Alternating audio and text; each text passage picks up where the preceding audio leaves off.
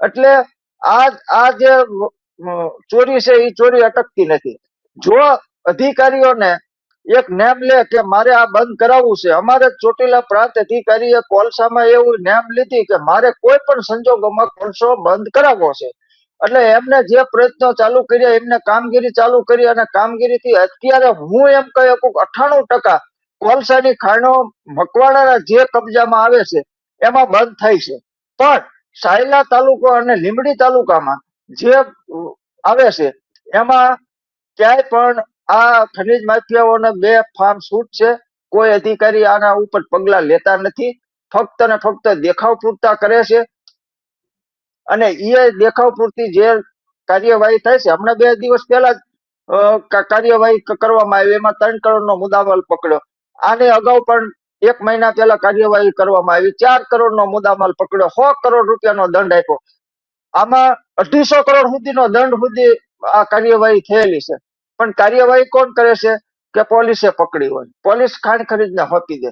પણ જે આના જે ચોટીલા પ્રાંત અધિકારી જે કાર્યવાહી કરે છે એ કાર્યવાહી કઈ થતી એ પ્રમાણે થતી નથી.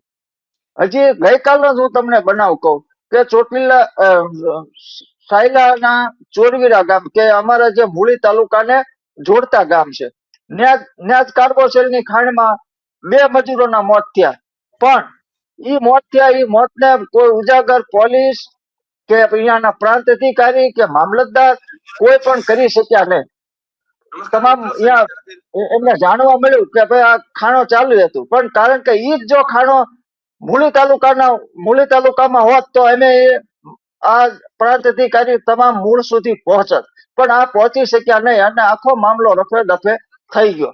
એવી જ રીતે કપચીમાં પણ એ જ રીતે છે. કપચીમાં અત્યારે 2 ફાર્મ ખોદકામ ચાલુ છે, મોટા મોટા હિટાચી છે, અને આની જે અસરો થાય છે, કોલસામાં જે કરવામાં આવે છે બ્લાસ્ટ, એ અંદરના ભાગે કરવામાં આવે છે. અને આમાં જે બ્લાસ્ટ કરવામાં આવે એ બ્લેક ટ્રેપમાં એક હારે 100 ભડાકા જે વિસ્ફોટ કરવામાં આવે એના 100 ફૂટ ઊંડા બોર કરવામાં આવે. એ 100 ફૂટ ઊંડા બોરમાં પછી વિસ્ફોટક પદાર્થો ભરવામાં આવે અને પછી એનો વિસ્ફોટ કરવામાં આવે. એટલે એ જે વિસ્ફોટ થાય એ આખો તાલુકો ધણધણી ઉઠે એવડો મોટો વિસ્ફોટ થાય. એટલે નજીકના જે ગામો છે, એ નજીકના ગામોમાં મકાનોમાં હાલમાં પણ જોવા મળે છે કે મકાનોમાં મોટા તિરાડો પડીને મોટી અસર થાય. સામે ખેડૂતોને જે બોર કર્યા હોય એ બોર માંથી મોટરો કાતે બહાર પણ ન નીકળે એટલી ધરતીને આખી ધરતીકંપ ઘોડે હચમચાવી નાખવામાં આવે છે. આવી જે પરિસ્થિતિ થાય છે.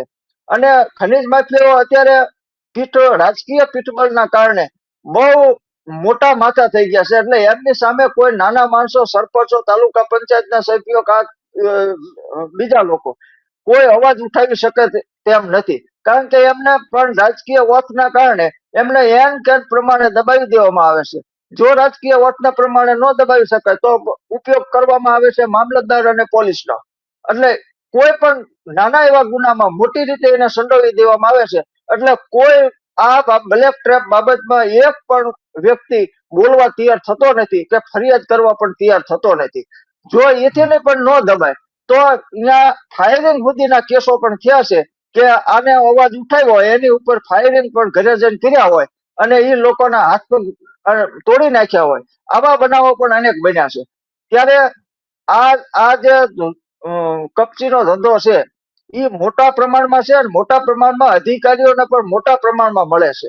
બીજી બાજુ જે જોઈએ તો જે લીજ ધારકો છે એ લીજ ધારકોની લીજો તમામ પૂરી થઈ ગઈ છે. નવી લીજોમાં વેઇટિંગમાં બેઠા છે. પણ આ અધિકારીઓ જો નવી લીજો આપે તો એમના ખિસ્સામાં કાંઈ ન આવે, એટલે એના માટે નવી લીજો પણ ફાળવવામાં આવતી નથી. અને નવી લીજો ફાળવવામાં આવતી નથી એટલે આ જે ખનીજ માફિયાઓ છે એ ચોરી કરે તો જ અમને ગાંધીનગર સુધી રૂપિયા મળે.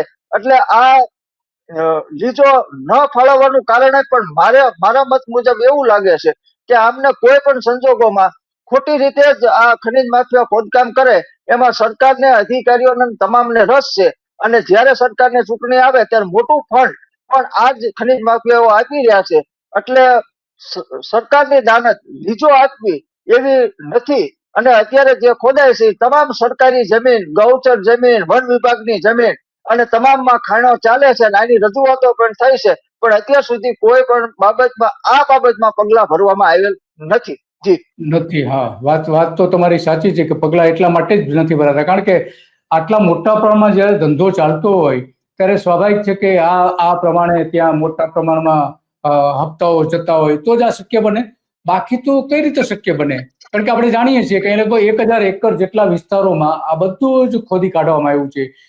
સાયલા ગામ જે છે, ખાસ કરીને સાયલા સુદામણા જે ગામ કહેવામાં આવે છે, એ આખો માર્ગ છે એના ઉપર આ બધી જ ટ્રકો, જે રામકોભાઈએ કહ્યું કે 3000 થી લઈને 5000 જેટલી ટ્રકો આના ઉપરથી રોજ નીકળે છે અને એના કારણે લોકો, રોડ રસ્તા તો ખરાબ થાય જ છે પણ એની સાથે પ્રદૂષણ પણ થાય છે. સુદામણાથી સાયલા સુધીનો જે લગભગ એવું કહેવાય છે કે 100 થી 200 જેટલી કોરી છે, એમાં 25 કાર તમે કાયદેસર ગણો તો પણ આટલા મોટા પ્રમાણમાં ત્યાં ચાલી છે અને એક કોરીમાં 2000 થી 2500 ટન નું ઉત્પાદન થાય છે આ રીતની.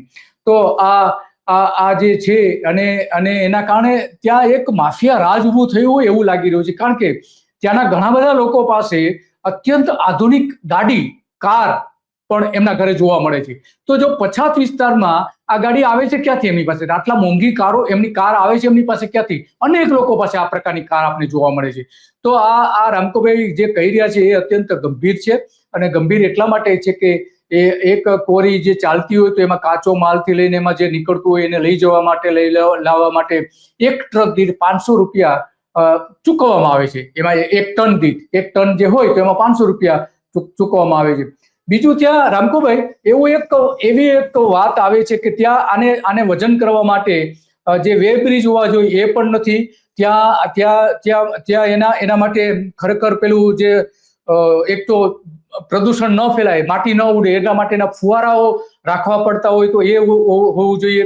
પછી ઓનલાઈન પાસ જે કઢાવવા છે, રોયલ્ટી પાસ જે કઢાવવા પડે છે, તો એ રોયલ્ટી પાસ માટેની પણ ઓનલાઈન કોઈ ત્યાં વ્યવસ્થા નથી.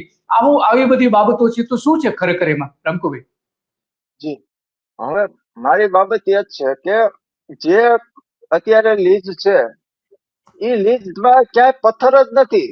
એ લીજો છે, લીજો મદદ છે. જે અત્યારે ખોદકામ થાય લીજના ખાલી પાસ પરમિટ વેચે. લીજમાં કુલ 52 નિયમો આવે છે ફોલો કરવાના.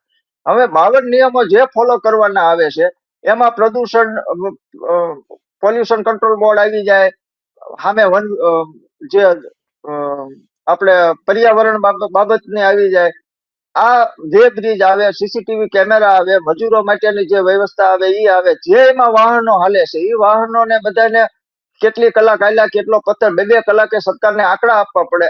આવા બધા નિયમો છે.